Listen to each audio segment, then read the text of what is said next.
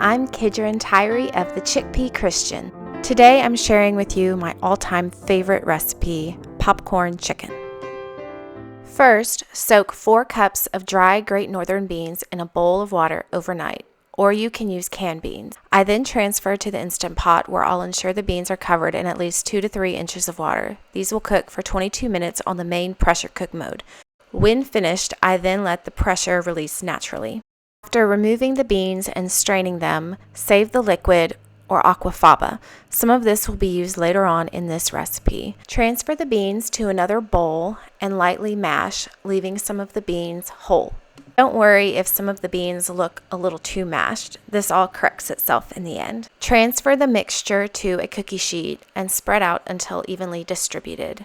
Bake at 385 degrees for 30 minutes. The texture will be mostly dry. Fluff with a spatula or fork. Transfer to a large bowl. Next, add half a cup of hot buffalo sauce, half cup of distilled white vinegar, and half cup of aquafaba.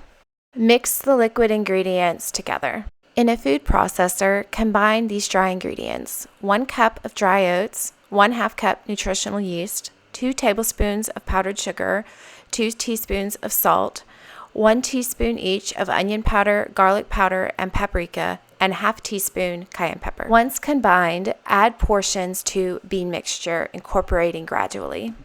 Transfer to a cookie sheet and smooth out as you previously did earlier in this recipe.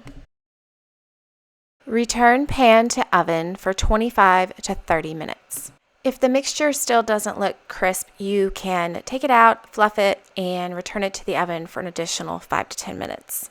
Feel free to add additional salt once complete. Let cool for 10 minutes and enjoy. I turned this into a popcorn chicken salad. If you liked this video and would like to see more, please click subscribe and turn on post notifications. Thank you.